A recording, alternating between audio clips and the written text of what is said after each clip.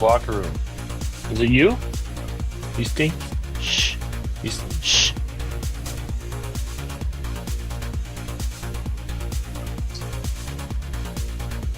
Manita at the door.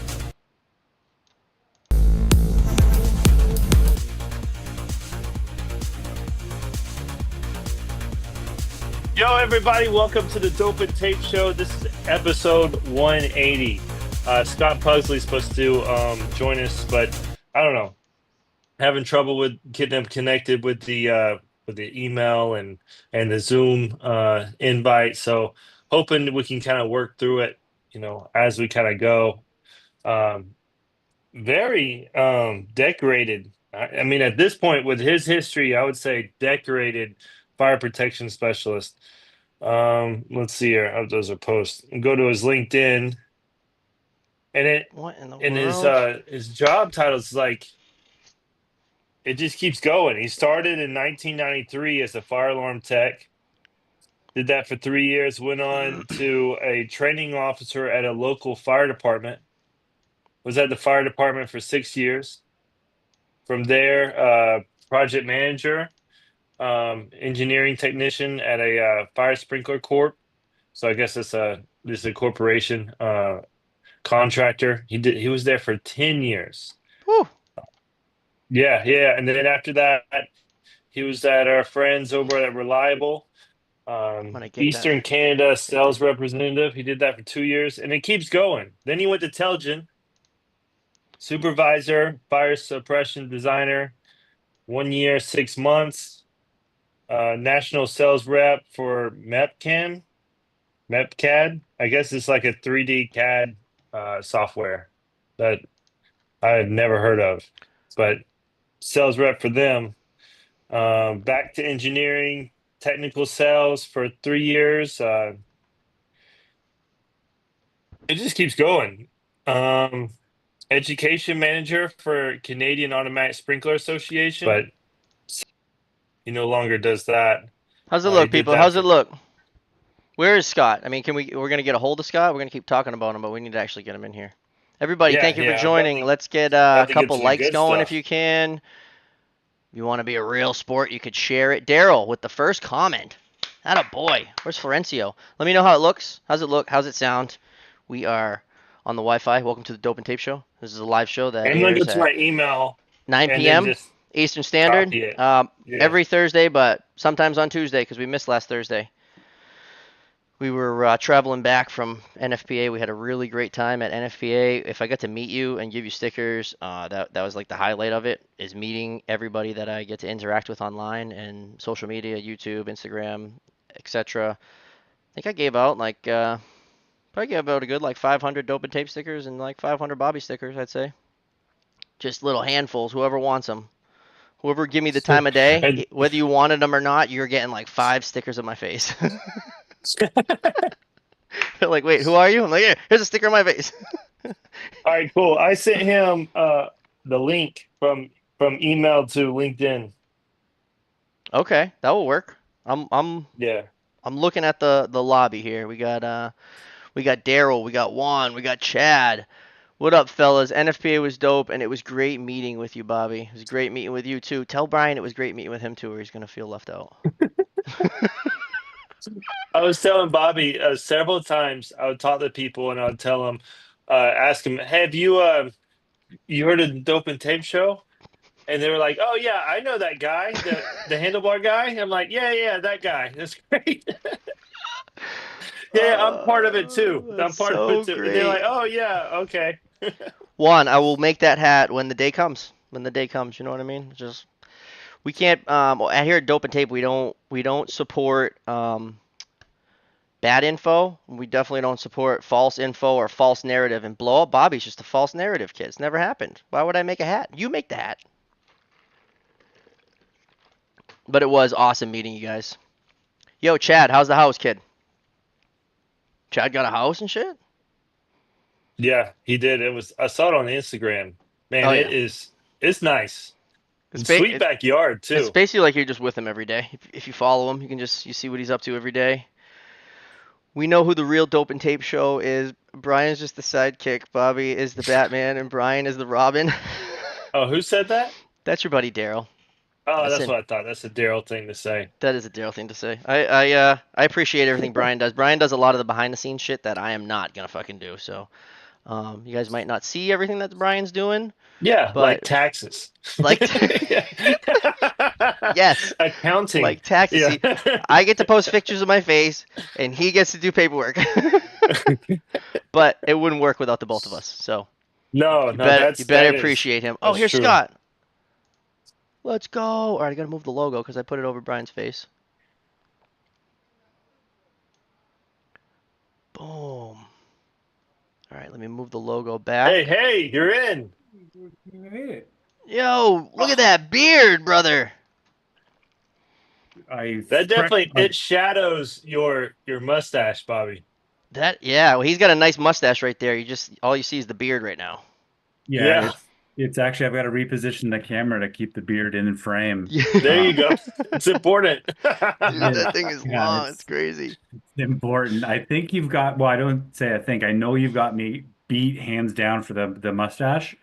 I was just at my guy a couple days ago and he's like, you could start to shape it. I'm like, no, it's not going to happen.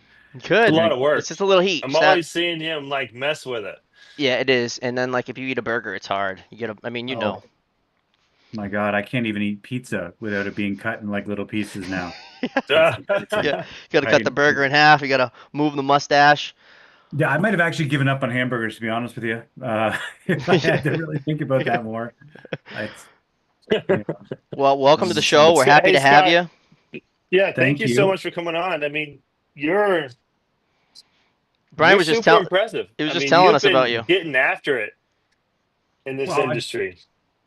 I think we're all trying to get after it in our own ways, right? It's depends on For what type of an sure. audience or where we're going, right? Right. Yeah, and you've done a lot of training roles, and what we preach a lot is for people to go get education and start and then improve their career, move up, go into more important roles, take on bigger jobs, and we try to, you know, where they're at, what they're doing now is not their future, and it doesn't have to be. Like you just get in there, you get some more education, you move up into your different positions, you maybe start a company. There's more out there. Yeah, Advancement. I think that the concept of experience is really what people should be focusing on because experience is traditionally thought of time on tools, time in a hands-on craft, but like experience could be doing that style of job and realizing, you know what? I don't like it anymore. I had this idea because I've got a family lineage that I've got to take over the accounting company, whatever it might happen to be, but like you might want nothing to do with business, but you didn't know that until you got a little bit of experience to kind of figure out kind of what's going on. And I've seen that with friends in the fire service and friends in obviously the fire protection industry, where after a little while they're like, you know what? I thought this was different, or maybe their own opinions had changed, and it was worth kind of pivoting a little bit more. Right. Yeah, I mean, pivoting is okay. I pivoted in roles and then I went back. Right. I was an inspector for about a decade and then I wanted to go into sales. I was in sales for about a year. And I didn't like going to the office. I thought it was a waste of time. And me and the branch manager, now I love the branch manager to death. Yeah. If you listen to Now. this, Yeah. yeah, yeah. And I did then too, and I've always respected him, but I was like, I'm not coming into the office. There's no reason for me to be here. I need to go in front of the customers. I need to go teach so I can get Right. more sales. And we got back and forth. I was like, screw it. Give me a truck. Give me a truck. I'll go into inspections. And they, of course, they were happy. Like, oh, great, we got another inspector. Yeah, Yeah, and then they were happy to kind of just put you into that role for a while, and yeah, and uh-huh. you might love it, but you might find that you're just kind of stuck there also because you're good at it, but they don't want to move you around within the company. Yeah. So when I got back into it, this happened several times. But that was the first time when I went back into inspections. I kept doing it over and over and over again. I've already been doing it for a decade. Things started just being repetitive. Like there was Right. no new problems that I would see that I Looking didn't at just heads. know how to do it. The chat is And then popping also, off. some of the problems that you come across, you've just already seen it so much. I Yeah. had an apprentice. I worked with him. He's now an inspector, but yeah, after that, I was like, man, I don't want to do this anymore. We got a special I'm ready for guest, another Chris challenge. Chris Logan from the Fire Sprinkler Podcast says, "Oh, hi Scott." Yeah. Oh, hi. Oh, hi, Chris. Florencio says, "Thank you for the fire tech courses. Saved me $259. Thank you for playing along, Florencio." Tommy Howard, thanks for joining. Quinn, Florencio says, "Is this the Seneca College professor?" I think it is. I think it is. It is. I know it's going to be a good conversation when there's fire protection memorabilia in the Flag background. in the Yeah, in the back. Yeah, in the Yeah, bill. Oh, clay pipes. I see the yeah. old I extinguisher want an too. old extinguisher. I want that bad. I think I'm just gonna It's have to bite the probably the bullet and get largest one. 3D printed sprinkler head you're ever going to see Oh, in that's your life. yeah, that's big. I like the colors too. And the That's fact that it cool. was actually modeled after an exact actual, Oh, right that's down to the deflectors. Oh wow! wow, Did you that is make that? You design it? I can take no credit for that other than it was gifted to me by a really talented student in the fall. And I was like, that is probably one of the most unusual and cool things that's going to be on that shelf. So, that is awesome. Love to That see yeah. is it. cool. So let's talk about you and like how'd you Yeah. get started in the industry originally? Who brought you in after high school? What route did you take? How'd you get here? Yeah. So I think a lot of people end up saying like they fell into the industry. And I fell into parts of it, if I can kind So of go who that brought route. you in? Um, Because no one applies. Yeah, no one applies. So I remember having a conversation with my father, and he said he worked for the phone company, right? Bell Canada in Canada. And he's like, you should have a job where you're always going to be needed, right? And he Yeah. worked as a phone lines repairman, doing fiber optic line and working out like out in the field with a service truck in a obviously a much different discipline. But when he passed away when I was much younger, that statement of his really stuck with me. You've got to be in some line of work where you're always going to be needed. And I remember sitting like on the street playing with my bike with my friends as we all would have done, and I saw a fire truck go down this at the end of the street, and it kind of just hit me all within the same like couple months of like, well, that's a job you're always going to be needed. That's So true.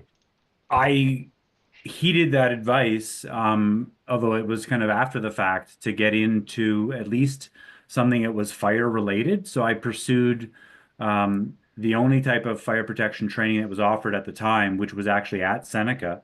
So I started to try to pursue a not a discipline, a degree, but a career in firefighting. And it wasn't until maybe the second or third semester with a couple of different fire protection engineering professors that I started to see like, okay, I see how this is connected to firefighting, but I didn't know a thing about manual hydraulics or sprinkler heads. And that Yeah. was like Right. a complete turn for me. So like that for sure. And I can credit that to like I could still name the profs who I know first name, last name that were able to give me a little bit more of a peek behind the curtain of what the big fire protection world was like. And that's what shifted me into saying, you know what, um, a career in firefighting in Canada is incredibly sought after, and you might have, one job to like maybe 6 or 7 applicants. So it's really, really tough to get into. And through the background that I received through Seneca, it was like, well, they need designers like crazy. They need people in sprinklers like crazy, and all the other disciplines, right? Alarms and insurance, all the different areas. But like, I got to yeah, I'm gonna say it. I got excited about manual hydraulics and like the neat stuff of building things. And I think that was a big part of my background too, was just building things by hand, tinkering, taking apart engines, goofing around with an old transistor radio, trying to get it to work without shocking myself. And maybe Right. I did, hey, it was fine, right? But no, Yeah, the other work. yeah. Um, but that kind of the light bulb came on more with a greater interest in fire protection, and I can say for sure it was based on some of the profs that I had at school. So it's college. Wow. So Seneca really set you apart there. Really helped you out. Jumpstart. Yeah. Yeah, and it's an absolute privilege to kind of go full circle. Like from Seneca, I was able to be hired right out of graduation by a company that I chose, and I worked in the U.S. for about 10 years, working for a small, medium-sized, like literally, and I mean this with the most respect possible, but literally a mom and pop company where it was husband and wife and their family still runs that company all the way through. So like that was a great experience to see it from entry level designer to making a delivery when you screwed up and you forgot the right drop link or Well, I think we've all whoops. done that. Yeah, like, oh, a 6-inch pipe and oh yeah, I've got a lot of 3/8 hangers. I'll be right there. Yeah.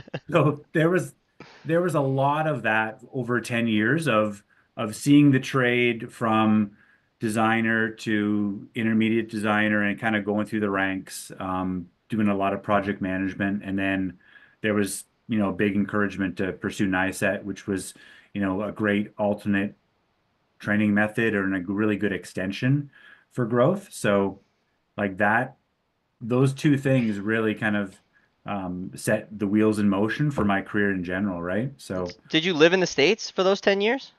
yeah, I did. Oh, Loved it. that's why you don't sound Yeah. as Canadian as Chris. Well, be careful. That's I've been home for 19 years now. it's there, but it's like I could hear that, it's not as strong. Yeah. It's funny you say that because like I'll never forget. I would leave like a superintendent's trailer after a coordination meeting, and somebody would walk over and they'd say like, "Hey, what part of Canada are you from?" And I'm like, "What do you mean?" Yeah.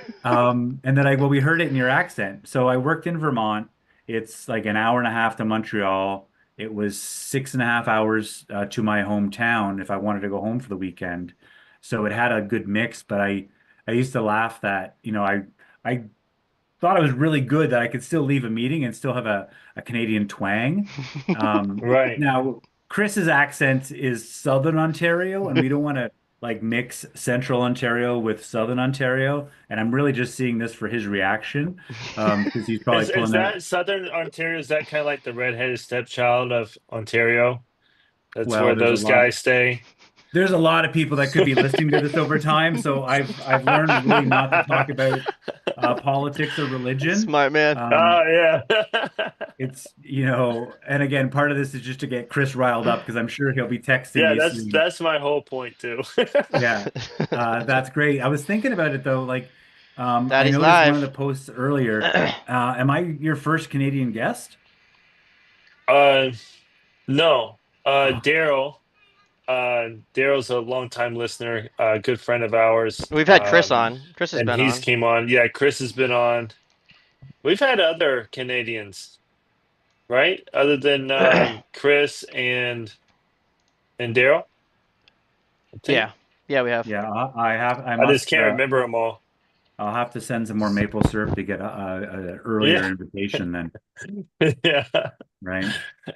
Yeah, so that stuff through Vermont was really, really good because it gave me a chance to, honest to God, like see the company from the the earliest part where we were just spotting heads for somebody else. And then when Right. we got crazy, crazy busy, it would be, all hands on deck. We're doing a last minute closeout of a hospital and we need people anything. Can you fight Yeah. across penetrations? Can you do anything? It was, sometimes we'd send some of our admin staff to just re-inventory the trailer, and we were measuring drops just to try to get to that deadline, or else we had that awful liquidated damages term to come running into. And it was great because you saw all aspects of it, No, that's great. Nobody right? wants those LDs. No, Careful. no. Chris says careful. Now, Chris said careful. yeah, oh, exactly. Like I got into this really weird rhythm of like schools in the summer, hospitals in the winter. And after a while of doing them at great repetition, I remember speaking to our one of our project managers and I said, if I could get something a little bit less deadly on the deadline perspective, something a little bit softer for a couple weeks or a couple months, like can I get something other than school, hospital, school, hospital? So then I was given a military barracks. I'm like, awesome. even more Even even more yeah, Yeah, challenging, right? But especially when they're like, "Oh, you can't work today," you know? it sounds oh like a yeah, lot it's what a I lot was of doing. stuff. Yeah, Because the schools are always the summer slammers, right? Right. And then the Yeah. hospital, the big thing with the hospitals is they get their donations at the end of the year. People trying to save on their taxes, so then the hospitals ramp up every winter. Yeah. Yeah. Now the neat thing with one of the last hospitals that I did that I think it's really neat when you get to actually occupy and use the spaces you've done work in. So the labor and delivery ward, both my kids were born in it. Oh, And I had that's done that cool. design like a couple years earlier. I'm like, huh, this That's is looking pretty good in here. that's cool. Right? Cut. That goes full so circle right there. Yeah. I'm looking at your present on I guess all your titles present on LinkedIn, and it's Oh, executive director, Canadian Fire Sprinkler Association, past president, national director, past president of Canadian Fire Alarm Association, director and chair of the Stakeholder Advisory Committee. You're AFSA instructor. You're approved instructor by NFPA, and professor and industry coordinator. Holy crap, dude. yeah. How do you It's how do you do it Woo! all? Let's I could go. barely I had to like stop and take a breath, you know? I got a yeah. lot going on. Yeah, well, I enjoy it all, and I'll say for certain, all of that extracurricular involvement really is a matter of giving back to the different parts of the industry that I'm involved with. Like that means a lot for me. And then there's two other big parts. It helps my students because I have my ear to the ground for so many different developments. And then also so many of the other directors and other people who volunteer and contribute with these groups are great to work with. So, like, I have responsibilities at work, and then when I can think of spending some time with the Canadian Fire Safety Association, by example, like they do stuff other than sprinklers, but it's still really important. And their directors are really cool, and we get a chance to engage and try to do other things than my 9 to 5. But most people would know my 9 to 5 isn't a 9 to 5. It's really flexible, but sometimes I'll have an 8 o'clock in the morning class. Sometimes I'll Hmm. have to teach till 7 o'clock at night. And then other times I might have, no classes for 3 days and I'll just manage my own time kind of however I need. And then procrastination kicks in, right? Life gets sometimes busy and you start grading when it's super late to meet deadlines, just Right. like you would have on the design world, right? Yep. So That's true. the thing is, like, if I don't show up for class, class doesn't happen. So it's not Yeah, like if somebody right. skips, like if somebody skips class and they're managing their own time, right? They've got a job and they can't attend Tuesday's class, they can do that. I've got to be there. Yeah. So Right. Yeah. it's They need you to teach it. yeah, it's one of those things. So if we've got a dinner meeting one time and it's a matter of staying up a little bit later to make sure that everything's dialed in right, like I want to do that. I'm really lucky to be able to have as much available time as I do. And I've said this Right. a few different times about sort of my relationship with my wife and my family and all that. Like she keeps this house going, and that allows me a little bit more liberties with my time to do all the crazy things that I do in my career.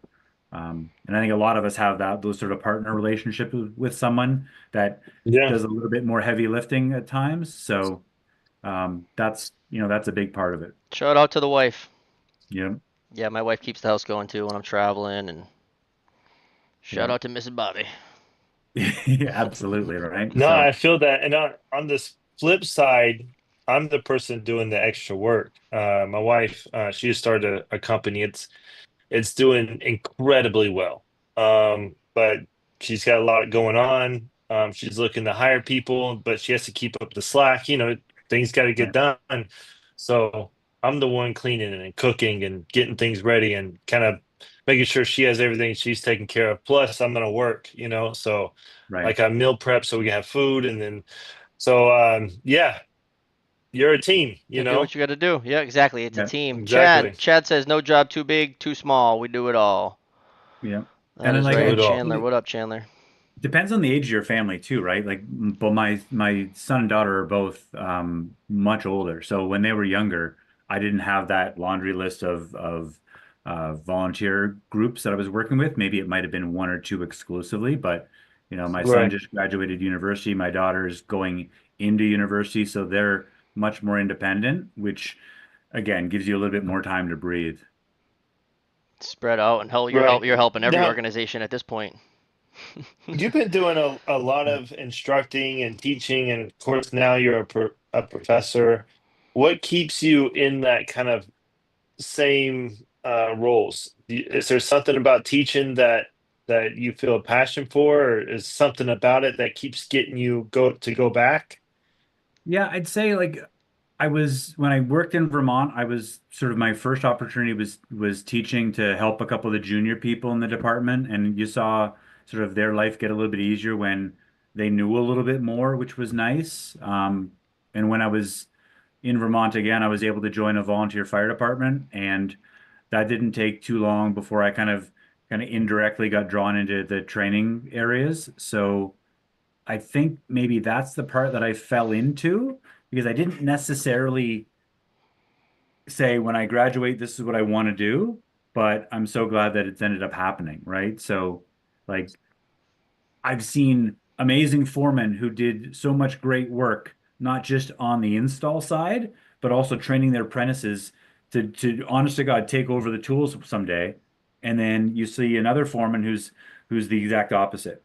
He's trying to Right. protect his job. And I just see all these, it's going to sound really kind of ambitious, but there are so many different needs in the training realm, depending on who you're talking to. And I'm trying to just specialize in being not a specialist. Like to understand that when I talk to a group of apprentices, to when I talk to a bunch of fourth year people, when I talk to a group of my own students, or if I, do a training for a group of fire prevention officers, like their knowledge levels are all over the place, but what they need out of our conversation is different. So honestly, Brian, like I'd say the best part about good teaching is listening for a whole lot first to see what their needs are. But again, that's going to sound kind of weird, but like everybody has their own sort of style, and I'd rather just like, what do you need from me right now to get a little bit better today? There was definitely a Oh, lot of gatekeeping, like you said. Like I oh see yeah, more That's a gatekeeping than problem. more That's people a giving big out the problem. knowledge. And my father didn't teach me like that, so I was never. I'm still not scared for my job. Like if someone else wants to come and do it, try, give it a shot. yeah, Like there's enough pipe for us all to hang. Like so, for sure. I always wanted my apprentice to go off to the next foreman, and the foreman be like, "Damn, who the hell taught you?" Instead of Yeah. like, "Wow, who taught this guy?" Like there's two different Yeah. who taught you, and I want it to be send them so they're on their own, they're on their way, and teach them And good. that might be different if you've got like a really, really large company where they've got like sort of competition amongst the foremen to make good apprentices and they've got an individual training program to try to breed that success of people. And then other times it's just like you're not worth my time to train. And then that person gets burnt out in 2 weeks because all they're doing is getting coffee and sweeping a floor, which Yeah. drives me nuts when I hear about it. But it is true because I mean, some people don't want to learn, and that's very, very hard to try to teach someone and pour this into them, and they're just there for a paycheck. Because you see that Right. too. Yeah, so you've got to try to figure out why they're there, right? And if they're there for a paycheck, that's fine. How about you just teach them that this is the best way of doing it faster so you can make a better paycheck Yeah, or yeah, like or so you don't hurt yourself, a right? Like, continuous paycheck for years and years to come. yeah, like I remember doing a bunch of safety meetings and it was, the typical thing was, everybody has to go home.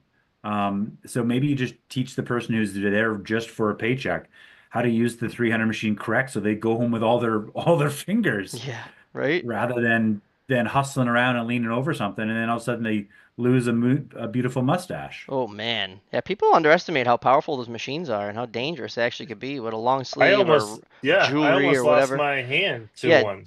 Ryan has a story where he pinched his hand. I was at a company where we weren't allowed to use 14-inch wrenches on the machine because there was a dummy that pinched his hand. Sure. Sorry, Bry. Well, if And you so then read we had to use Yeah. an Well, 18, well, and the this was also the 18 first time doesn't I've ever fit used the where I machine, put and it. my foreman sucked, so he didn't Yeah. really tell me anything. He was like, "Here, thread this pipe," and I'm Boom. like, "All right." Had no idea it got tight. And the RC was made on there, and you just pinch your finger. Oh, dude, yeah. And then it was between my wedding ring, the bar, and then the wrench, and it got stuck. I got woo, So the wedding ring saved so you because freaking lucky, that could dude. have been It also a did. horror story where you get where it pinches. Right. Yeah, broke, done, Dangerous.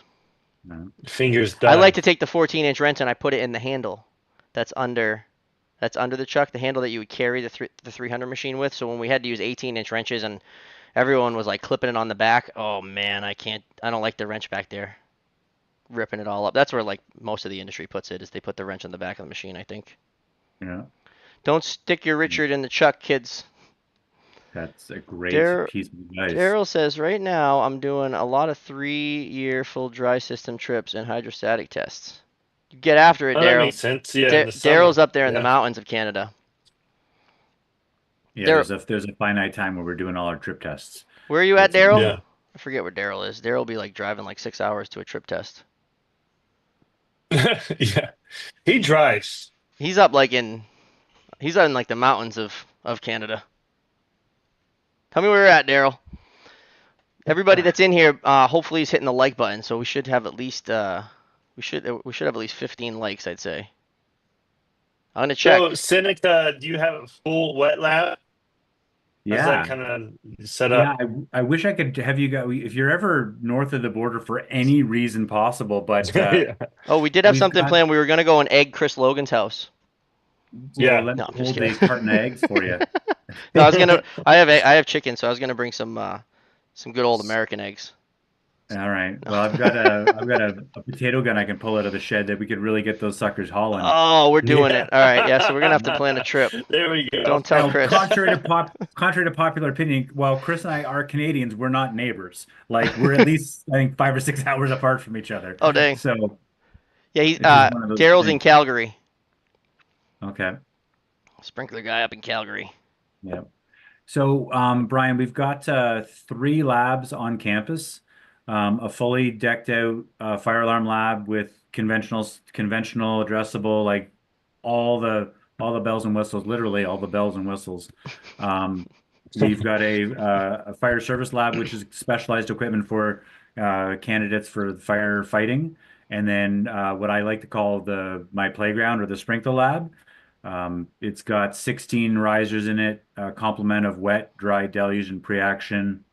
I'm going in there a little bit tomorrow after convocation to kind of just goof around and build some more stuff. So it's like, yes, it's our formal sprinkler lab, but it's an absolute playground with all the stuff you might see on social media. Like that's what we do. There's no better way of trying to remember what ESFR stands for after you've Right. seen it just destroy the floor in a controlled environment, but destroy the floor. Right. And like that's the best thing we've got. Logan's been in the lab before. Like it's specialized. We're not trying to teach students to become fitters. We teach students the fire protection engineering technology side of the business. So like there is a great training facility in Richmond Hill, about maybe half an hour north of us, that is the dedicated area for training apprentices. We don't have, any aspirations to pursue that area. So our lab is purpose built where students are still using, tons of hand tools, taking apart wets and dries, like taking apart all the valves. Like when we have a really thorough lesson on dry systems, I want them to take apart the mechanical, the differential, like bring them apart. So rather than just know there's 2 different valve types for dries, they've had their hands in there as much as they want. You can actually understand how it works. Well, and I think that tinkering helps. Like Later there is on, when you're trying to yeah, solve an issue. there's a massive decline in mechanical aptitude for everyone. I'm not saying my students, but for everyone. Like reading a tape measure, some people will pause with not being completely familiar with how to read one again. And I'm like, you've learned that how to read a ruler this is just a massive one, and we've got to have a quick flashback for what each little increment means. And then you get into the how to use sockets the best way, right? How to apply leverage without it breaking loose and sending your elbow into a valve behind you. Hmm. Um, I want them to get as much experience hands-on as they're interested in. Um, and again, it's to hopefully make sure that the portion of what I tell them about NFPA 13, they've seen it, so that when we talk about water spray obstructions, Right. we can get lost in all the tables, right? And I study NFPA 13, right? I don't know it cover to cover, but I know how to find stuff cover to cover. So, and I don't ever suggest memorizing that book unless you're having a hard time No. sleeping. So, Right. like, if you can understand the different obstruction tables and recognize the difference in residential and standard spray and get more familiar with it and actually know how to use the frickin' tables, and not call them pictures and graphs, it means a lot, right? Like, Right. you're not going to lose your credibility any faster, if you're saying, well, there's a picture on page 19. Like, no, there's not. But like, tell me about what you're looking for. To I to love it. try to be able to know how to use the damn book, right? Yeah, to find it. Right. And a really good friend of mine is a fire prevention officer in my hometown here. Chief Shell said, like, Betty Crocker burned a couple cakes, so it's good. Like, mistakes are going to happen, Right. and you want the right answer, not the first answer. And those are things that I pass on to students all the time. Like, you have to recognize that the one off the top of your head might be current, but the standards we use evolve every 3 years. What you learned when you were an apprentice that was beaten into your head might have changed.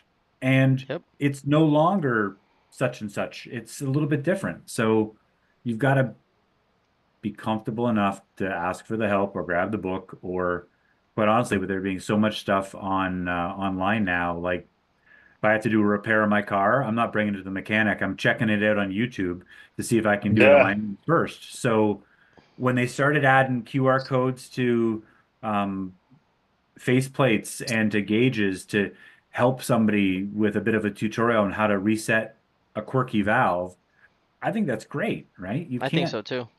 You can't memorize everything. You need to be able to No. troubleshoot and have that awareness, but some of the valves are pretty complicated. A lot of the manufacturers collectively have done good with putting reset videos on YouTube over the past couple years. 10 years ago you couldn't find videos of that. Now you can go on and get a reliable, low pressure EX. It'll tell you exactly how to reset it. Right. Right Now, on what they YouTube. can't always, yeah, they can't always say, like, okay, you have to have a quiet room and like really listen for this one little click noise, Yeah. and then you can continue, Yeah. right? Right? I won't out anybody, but there's a couple valves in our classroom that if that room is loud, there's no way I can get it to reset. But if it's whisper quiet, then I can hear that last little click. I'm like, okay. Oh my goodness. We know which valve you're talking about. You Really? don't have to throw them under the bus. Yeah, I got it. I got an idea. Service side, I wouldn't have We've survived said it without about my it. years of inspection tearing things apart. Yeah, Yeah. that's true. Yeah, and it just makes a lot of sense, right? Like, I think taking it apart and like, I can explain Mick to someone until I'm blue in the face. But when I show them a piece of pipe and I point out that even in our lab that is, a pristine environment, we've had issues of Mick and pinhole leaks, and it's because of us flowing water too much that caused the leaks, Oh wow. right? It was like, we all know the sludge that builds up on the bottom.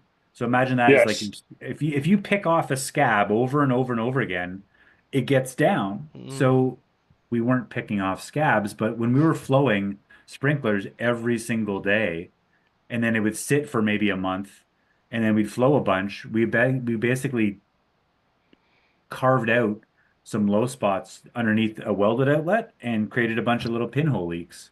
Service Like, call.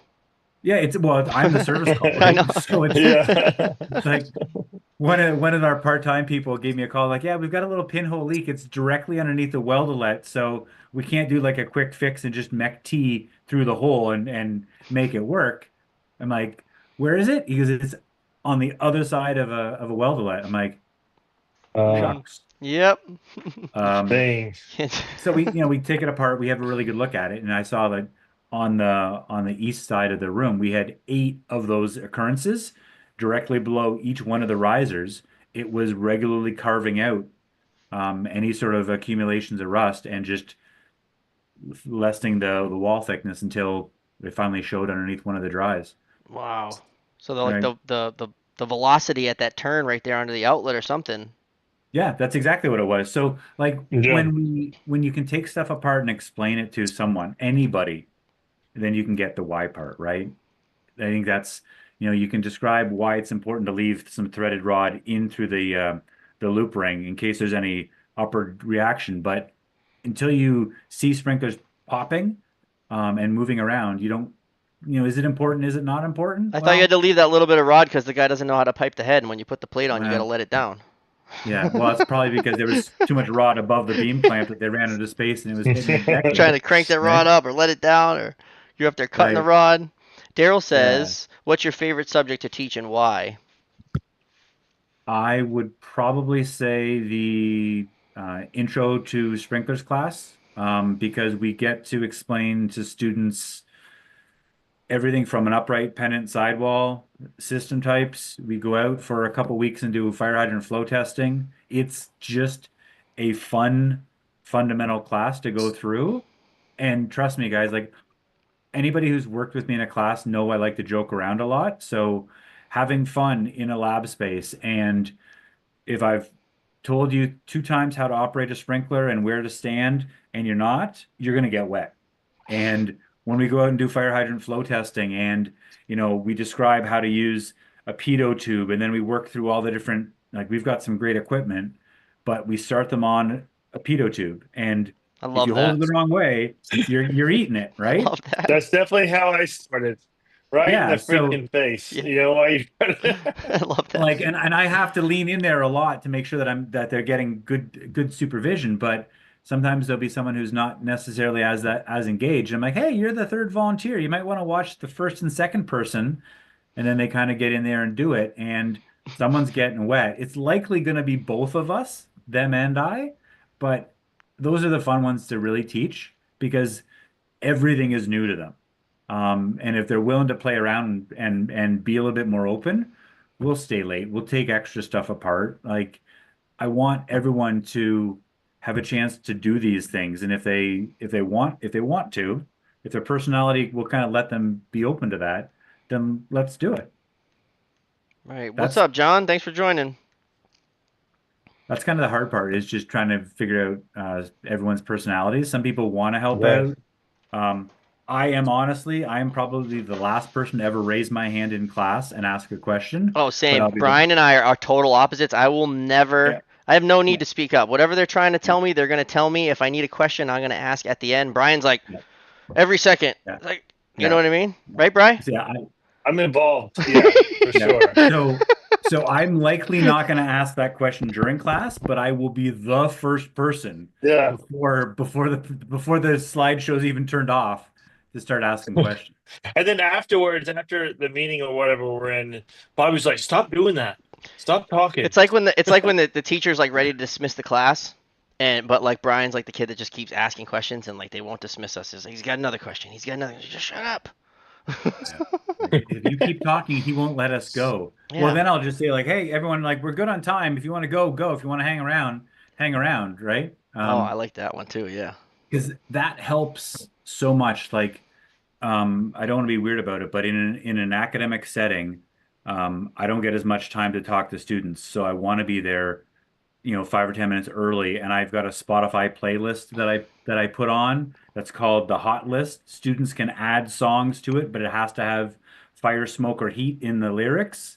And Ah, it's just something goofy for what I call the kind of the warm up time, right? So That's if we cool. get a chance to talk about a couple things, and then if they want to hang out afterwards and ask for, what's it really like, or sort of career advice, or tease me that my hockey team is perpetually not in the playoffs, then so be it, right? Yeah, that's great. Yeah, I'd like to hang around at the end and ask questions. I'm more of the end ask questions at the end kind of guy. Yeah. Yeah, when If I everybody had leaves any. the room, kind of 101 is your thing. Get a good answer, you know? I don't want to hold everybody up.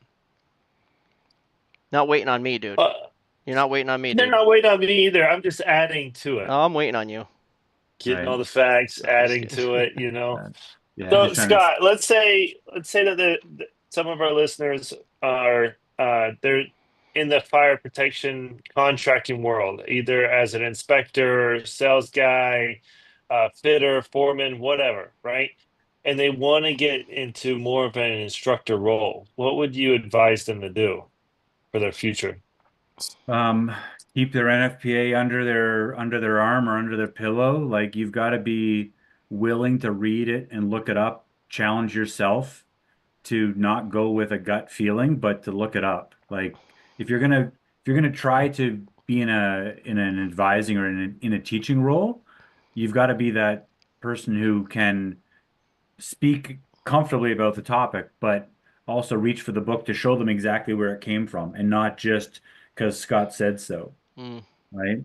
Um, some people have an interest in just helping out and teaching, and I think, without getting too weird about stuff, like that's probably the biggest motivation for me is to help out, given that I did a lot of that learning on my own when I was in my teens because my father had passed away, Hmm. right? So, like, subconsciously, I want to help people even more because of that. And I didn't figure that out until about maybe 2 years ago, why I was so passionate about teaching. But, like, you don't have to have that type of a life event, but if you want to get into it, then see if you can just take on an apprentice or help somebody else out in the office or get out of your career area. And if you've got kids, be the soccer coach, right? Like I got all my soccer coaching levels from coaching both my son and daughter through all their stuff. And there was like good teaching moments in what I can and cannot do in a classroom with what I did with a bunch of, U8 boys and girls playing soccer Right. that affected in an indirect way of what I can and should do in a classroom, right? Like right. speak to them when they're looking at you only. That's great for a, U8 soccer team, but for a lot of us as adult learners, it doesn't hurt to kind of make sure you've got some forced eye contact and a little bit more like, don't ask, did you understand that? Because they're going to say yes, guaranteed. They're going to put you in an uncomfortable position, but just say, hey, you know, you got to work around those little idiosyncrasies with us. Yeah, you gotta say, show me. Your turn. I'm gonna do one. Yeah. That's usually my. I was always. We'll do one together. You can watch me, and then I'm gonna watch you do one, and then we'll see if you can do it Yeah. alone. And give them the heads up that you're going to ask a few random people to show me what I just did, Yeah. right? If you do I'm going to do it, you're going to watch me, then you're going to do it, but let a few other people in the classroom know that this is the ideal way of doing it. Ask for a volunteer and then say, "Hey, I'd like two or three more people to do it. This is for me, this is perfect lab time." You all this is what I say all the time. You've all chosen Seneca Poly because we've got a great hands-on reputation. This is the time where you do it, Yeah. Get hands right? on. Right. That's. Right? When you were choosing schools, you chose us because we've got these labs. You're in this lab.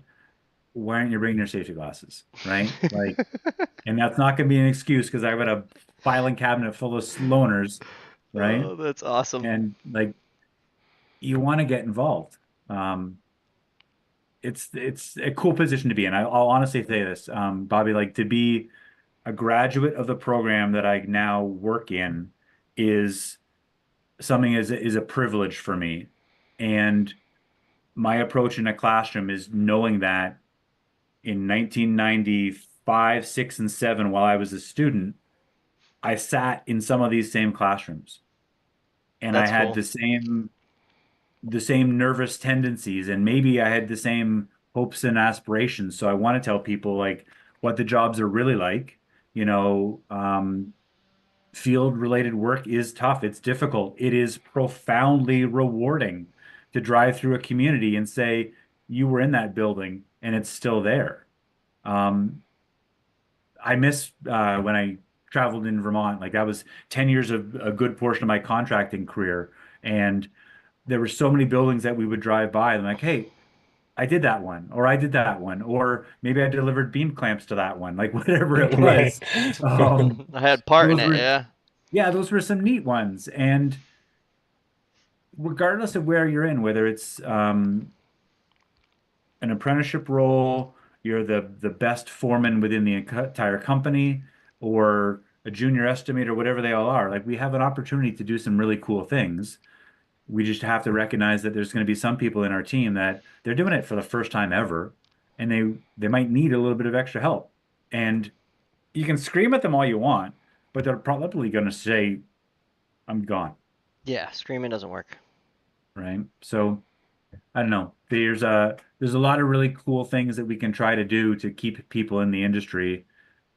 I don't think we need to baby people, but we need to be honest with the expectations and give them a chance to do it. And if you say these are the expectations on day one of whatever the role is, this is what you need to be able to do. Will you be able to do it? I'm going to try. You got me, right? You've got me for a week to making sure that you know how to do this. And after a week, if it's not working out, we might have that talk about like, where do you go for half an hour a day? Like the Yeah. Right. trailer's not that far away, Yeah, right? right. Like, what are you You want to doing? be here? Yeah. Yeah. Yeah, where do you go? There's always that one guy just disappears like for half an hour. Where'd he go? Where's my rod? Yeah. And I still remember like one of the construction managers we worked with. Dave would sit in the lobby of the company, and when somebody was coming in for an interview, he would watch how they parked their car, watch how they walked in, and if they were playing on their phone or if their boots were undone or like if they didn't look prepared, he had already made the decision by the time they got to the receptionist. Um, if the person who was coming in, if he or she was rude to the receptionist, like you were done. You had a courtesy 15, 20 minute interview, but you were done. Like, I think it's a matter of just, genuinely trying. Right. Um, and with COVID and the pandemic and all these other distractions that we have in our lives and social media adding on to it, it takes a lot of deliberate action for a young person to want to do something, period. And then if you're hammering them about doing a poor job. You could say that. Um, I can? Yeah. Oh All right. yeah. Yeah, all Yeah, we right. don't have any You rules say whatever for you want, brother. there's Yeah. nothing. Yeah. All right. We'll No come one back to that. controlling us. Yeah, we'll come back to that in a second then. But like if you're doing a really, really shitty job, like tell the person that. Try to improve them, right? Right. That could mean a lot. And I think that's like I've taught my son how to do tons of work on our car. And like if I'm doing a repair project in the house, I want him to see those things. He's got a tool bag that I've been buying him since buying him hand tools since he was born because I want him to have some mechanical aptitude. And I'll start to do that with my daughter more and more too. But not everybody has that parent who's going to want to help them to do stuff. So Mm. you have a young person come in and they're struggling with how to do something, the fork in the road is yours. They're going to stay or go, depending on the show You gotta show them, yeah, show them how to hold the tool a lot of times. They're not holding it right. Or big thing for me is ladder positioning. Everyone wants to put their ladder like way too close. You can reach, you can lean, back your ladder up. There's all things that you can teach every aspect just to make every step easier. Yeah, and there's so many things that are just more experience based, like the position of a ladder, like how to do things a little bit easier. Hey, if you do it this way, it'll be easier on you. Your body's not going to hurt later on. I'm like, oh, that's pretty considerate. And Hmm. then, a lot of there's a lot of options in fire protection, right? There's so many different There are. areas. Um, yeah, there's just so many different areas. Even if you don't want to do fitting long term, there's so many different areas. Like one of my students was he was pretty direct. He said he didn't really like fire alarms as much as he thought. He wasn't really liking sprinklers as much as he thought. But he was a smooth talker. And I said, you know what, you should really focus on maybe the project management courses that we have. And you might find that there's an avenue for you to transition into like technical sales or something. Um, and he's doing really good things right now. That's And he's awesome. That's still in awesome. he's still in the bubble of fire protection, right? Like even if you get spooked and you don't like, the math and science or the hydraulic calculation part, you could still be an amazing warehouse person. That warehouse person is probably going to be transitioned into like the warehouse manager, branch manager, and then like these things can accumulate It's with snowball. interest. Yeah. Yeah. Yeah, we Right. talk about all the different avenues in inspection and service and design and all that, and it's just that's what separates the industry, I think, and makes it so recession proof. You could hang pipe for however 20 years and then fall back into the office if you had to. Yeah. One of the guys that I worked with in Vermont, Silas, uh, great fitter. He and I locked horns on a lot of projects. So if he's listening to this, he'll certainly be nodding right now. Um, and he transitioned from being a really, really good foreman to a really, really good service person. He now has flipped the tables and he's doing design full time, Wow. right? Like, and Love that to hear it. is probably one of the best combinations to have dedicated hands-on time compared to someone who's perhaps just exclusively learning in an institutional environment. Right. Yeah, they can Because see. that was my blind spot, right? I would put a piece of main in a hallway using AutoCAD, and I put it 6 inches off the wall because it was just easy to still read on the screen. But I remember a couple foremen like if you moved it over another, 12 inches, it would be so much easier for us to get couplings on. Like, what are you looking at when you're deciding where to put the main down the hallway? And you have a chat with a few experienced people. I'm like, I was just putting it 6 inches off the wall because it was a round number. And I'm being honest with you guys, like sometimes it's just tell your designers what you want. And Hmm. when Dwayne said, whenever I call you, you have the answer like that. But why don't you put a note on the drawing what you're trying to do with this weird thing with a bunch of elbows and T's? Like, give me a section, put a little note that says drop down under, swing joint under stairs, rather than this crazy Yeah. AutoCAD detail. Yeah.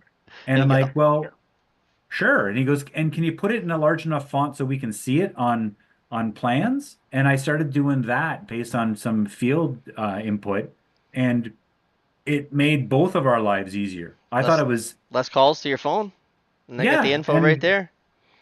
like those nervous times of delivery day, ask the quick phone call, hey, did you mean to do this? Those went away when you could actually just describe it more. But it's because that particular foreman finally said, you know, can you give us a little bit more details on drawings? We need starter dimensions on everything. I love that. I say that. Oh, so That's what I be yeah, saying. so like before I hit print for the final set of plots, I'd spend like an extra hour dimensioning anything, Just give right? it, yeah, just give it to them. Save it, then they'll Yeah. never call. I like the I don't, isometric views too, and you can look at it from the above, you look at it from the yeah. left, from the right. Those are very helpful in a pump room. Yeah. Like there's no reason why I can't add more dimensions to a drawing. I just didn't know he needed them. And sure, easy peasy, right? Easy peasy. And when you Jeremy, Jeremy says he gave the new guy a shot lifting the 8-inch schedule 40. Told him this is what it takes, and he handled it, so I knew he'd be okay. Now that's quite the task for the new Jeez. guy. I yeah. always tell my What you're second just guy doing, I care more that he's trying to learn and his ability to learn fast, and a good attitude goes a long way. yeah. Ain't It's that the true. truth, Quinn? Like there's an old meme that I saw like this is my first rodeo. Like somebody is learning it for the very first time. Yes. And like I don't know what to tell you. If I point to the corner of the lab and I say, "Hey, in the top drawer, there's 30 tape measures. Please grab a tape measure and start doing this, this, and this." Some people might not have done that. They Huh. might not have ever, measured. And if the description I have is if you're going to hang a picture in the wall or on a wall, like you want it in the middle of the wall, like what are your steps? And you kind of talk them through what it happens, and like we're just going to do more and more and more of that. And then I go back to what I saw experienced foremen doing, using tape measures. Like Jeff used to get his tape measure to dance, right? It was pull it out, bend it over your knee, do it in a different way, and he could get measurements that I couldn't, and he was just better at it. And yeah, that's even before going with laser tapes and all the rest of it. But is it easier to measure from the wall to the sprinkler or from the sprinkler to the wall and then have to read where the bend is? Well, Right. it's trivial, but if you did it the other way, you don't have to read through a bend. It's just easier. Yeah, if I got a 25-foot Stanley Fat Max with a magnet on it, man, I could do some magic with that bad boy, I'll tell you. Do some magic. And keep two of them because you're gonna drop one sooner or later, You're right? gonna drop one, yep. Oh, Yeah. guys, I'll never forget. I was sent to a job, my very first installation. I did all the design work. They sent me to the job to help out for the first couple days. Um, the office was good enough to give me a hard hat, but I showed up with steel toe boots, jeans, a company issued T-shirt, and a hard hat. And the first thing Scotty said was, "Where's your tape measure?" I'm like, um. Uh, I'll have one when I come back with coffee for everybody. Right. And Can I but borrow yours for now? well, that was it. He gave me his, and like it's funny. I worked at that Vermont company for 10 years in starting in 97, and those foreman names are actual. I could put a last name to all one of those, every one of those rather. Like those guys had such an impact on my learning, and I was one of the office staff. So you think about the relationships that they potentially had when they were working 8 or 10 hour days with an apprentice. I got little snippets of really great advice, but I'm hoping that's what they were getting on a more frequent basis too. Right. I have some impactful foreman names that I'll never forget that Right. really, help steer me in the right direction. And like that's the sneaky part. I know all the professors' names that had an impact on me at Seneca. You fast forward a few more years in my work career, I could go through a Rolodex of names of people who have genuinely had an impact on my thought process. Right. I would never, while I was working with them, think about being mentored, but that's exactly what was happening. Right. Yeah, exactly. It was. You're being And I think that's the neat part is when you can find a good shop that has that interest level to try to keep you going along well and not just squirrel you away in contract installs because you're really good on a porta band. There's a yeah. big difference, Well, right? cross Porta training band, is big too. yeah, porta band certified. Yay. Yeah, you don't want to It- just be the the rod cutting guy. no, and the foreman matters so much. Like I think in this conversation makes me think. I think I wanted to get away from construction and service so quickly because my foreman was terrible, Yeah. and I Yeah. think I just wanted to get away from him and get into something else. You Yep. know. So one of my students just a little while ago said that he had left. He was pursuing a career in masonry, like to be a mason, and Right. he was just getting completely beaten up, right? Just picked on, like everything that goes with it. And they switched him to a different foreman, and he loved it.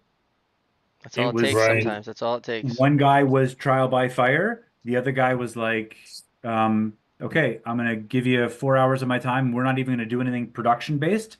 We're just gonna make sure you can do some basics and then go on, And then go right? on. Yeah. Like that's what Jeff used to do. He'd get a foreman, he'd teach him the basics, how to cut thread rods, how to make sure there's no burrs on the all thread, like just the simple stuff, so that when Jeff was up the scissor lift, the apprentice was just running him and fetching him stuff, but it was done right. And 'Cause he those took those four guys, hours and that probably paid for itself, tenfold later on instead of just yeah, expecting him to know how to use a tool he's never seen. right. And I I think like there's when you there's a said lot of companies about that my go first ahead. rodeo. You said it. When I was an apprentice, I always had no problem saying, "Hey, dude, I'm learning. I'm an Yeah, apprentice. Hey, dude, I'm an apprentice." Like I did my career in Massachusetts in Boston. There was always screamers. There was always yep, yelling. They would expect to say, and I'd be able to just calmly say, "Hey, dude, I've only been doing this for 2 years, so no, I don't know how to do that. I'm learning. You're supposed to teach me." Like and so the communication thing, going back to what you're saying about eye contact, some people can't even stick up for themselves or say that, so you don't even know. right. So if we're as hard on people as we might have been trained, or we might have been, our trainers had trained them, like if we don't Mhm. adjust, we're never going to fill the void of trade skills anywhere, not It's true. just in fire protection. I see this in the alarm discipline where people are just getting burnt out because they're being sent with no information and being expected to troubleshoot a high rise. Like you can't. Yeah. Um, there are too many companies that are hiring, and the smart ones have cracked that nut. They've figured out that they want to have a better way of onboarding people and have a deliberate apprenticeship, even if it's informal, and they make sure the new people go with the foremen who are a little bit more comfortable with it, or maybe they just have them stay in the shop and learn the basics for a little while with the shop manager, and they learn how to cut and groove and thread and do the basics in the shop before they get sent out to the wolves. And Yeah. it shouldn't be the wolves. Like I get it, but You want him to have tough skin, but a lot of guys don't realize how many times an apprentice is Googling the item he's going to get on the way back to the stockpile. You say, right, go get me the 6-inch split flange. Yes, sir. He's Googling it as he's walking back. He has no idea. You've never showed him. This is his first day. yeah, You take him to it. Show him. This is it. Explain. yeah, Why is it called split flange? Well, yeah. let me teach you. I'll never forget. I was in high school and I was working for a kitchen fire suppression installation company, doing stuff. And it was a high school part-time job, right? So they've got a 300 machine set up in the parking lot, and the guy who's in the underneath the hood, he's just barking out dimensions, and I'm just cutting and threading. You know, he's like 48 inches, put an elbow on the end, and I walk it back into him, hand it to him. He's like, "Ah, you jackass, you put the elbow on the wrong side, on the wrong end." And right, and I turned, I took about 3 steps. I'm like, "But it doesn't matter." He's like, Yeah. "Okay, okay, okay, bring it back. You're good." Yeah. I'm like, "What?" Those are the best jokes. Those are the Yeah, best and I'm like, jokes. he goes, no, no, no. He goes, you didn't get out of the kitchen, right? Somebody would have gone back Right. and because if I had heard you spark up the 300 and like flip it, you'd have been done. But Yeah. like, I get that. And then later on, I found a half-inch elbow that was a manufacturing defect. That one side wasn't threaded on the inside. It's like the unicorn you find every once in a while. Yep. So I put it on the pipe on the side that was threaded, and I gave it to him and he's trying to put in the small little nipple into it, and he's like, "This isn't working." I'm like, "I got your back." Yeah, I love that. Right? Yeah, I love that. I love the You fun little pranks. only do it when you might have a kind of advantage, but you guys, there's so many really good pranks you can do The rod that stretcher is the best one. yeah, that's Yeah. yeah. The rod stretcher, and when they Yeah, cut your rod too short. yeah. Be careful with what you dole out because you're likely going to get it back even more, Oh right? yeah, for sure Right. later Right? on. So Yeah. that was But that's what like that that's was the it over an playful. hour right here. Yeah. Yeah. Hey, Scott, thank you so much for coming and Yep. hang out with us. That was a blast. We're gonna Good. have to have you come back on. Yeah. I'm happy to. Maybe I'm we can happy to. we'll have you back. Maybe we can like talk something technical. Maybe we can we'll have the community get on Discord and pick a topic for us or something, and maybe we can just like hammer it. Yeah. Yeah, I like that. Anybody wants to find me online, Prof on Fire. If you want to chat work or other stuff, hit me up. What platform's that on? Everything. So I've gone Prof on Fire, Prof underscore on underscore fire for Instagram, TikTok, all of them. All Typing it right. in now before I Yeah, forget. yeah. Prof on fire. Oh, I see you. Oh, Yeah, guys, I'm gonna put it on my you follow me. story. I'll just follow back.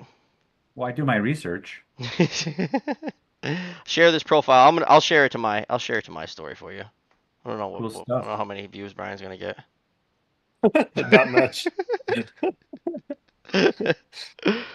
Yeah, we really All appreciate you right. coming on and giving us the time, and got to give you props on that beard again.